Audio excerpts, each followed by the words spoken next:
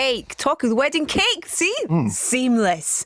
Absolutely that's seamless. slick. The Wedding Cake, starring Jennifer Aniston. No, it's just called Cake. So the whole thing about this is that there was a whole uproar in Hollywood about the fact that she didn't get the Oscar nomination for this, which everyone assumed that she would or thought she deserved. Do you agree? Yes, Cake premiered at the Toronto Film Festival last year, and it was, you remember a film called Monster with Charlize Theron, where she kind of, pejorative term for it is to ugly up, and it's when an actress who's known primarily for quite, glamorous roles takes one in which, she will not wear much makeup or wear kind of, dowdy makeup, dowdy clothes and kind of dress down and do a real bit of serious acting. And for a long time, this film was positioned after its Toronto premiere as being Jennifer Aniston's Monster. In reality, it's not. It's barely a small goblin. It's not nothing like on the same scale. Yeah. She plays this woman called Claire Simmons, who is a lawyer who's suffering from chronic pain, and she's in a support group.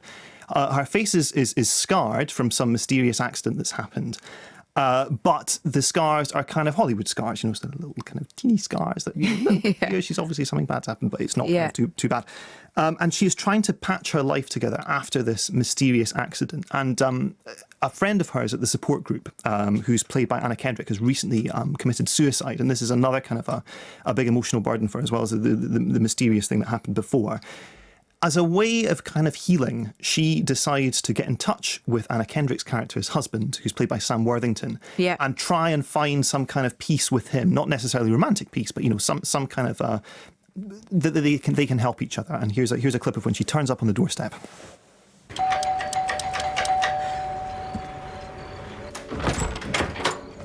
What's going on? I took a cab. Why? It dawned on me. You were more than a little depressed. I didn't have your phone number. You thought I was going to kill myself? Not that that's actually any of my business. I didn't. I'm alive. I see. Did that hurt? Good. You're not dead. I don't have to break in, call the police. Whew. That's a relief. You just could have said you wanted to come over. Yeah, but what's the fun in that?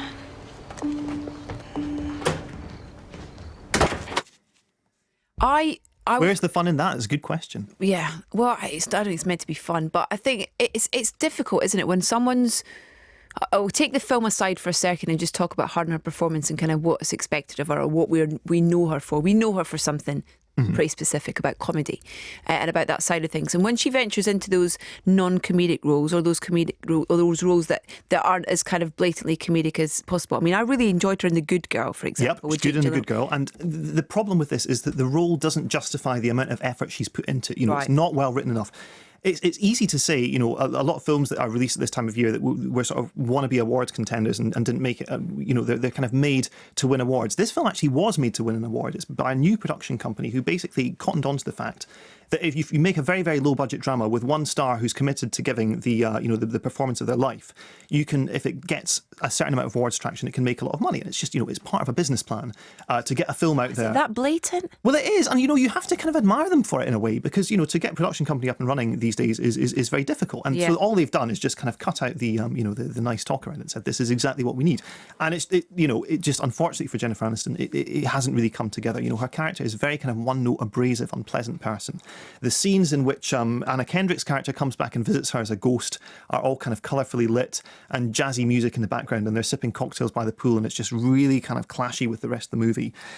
It's the kind of thing that you can imagine possibly Julianne Moore just about rescuing, but it's the fundamental problem with it is that the raw material, the script, is just not strong enough. And that doesn't then give her the opportunity to see a potential in a kind of field outside of comedy then, do you not think? No, exactly. Well, it's a shame, and you get the impression she'd like to break out. She is actually terrific in a comedy that's coming up called She's Funny That Way, a kind of an ensemble, kind of screwball throwback by Peter Bogdanovich that's coming out later this year, which she's just terrific in, and it totally plays to her strength. This film does not give her enough to do, and, she's invested in it, but it's an overinvestment, I would say.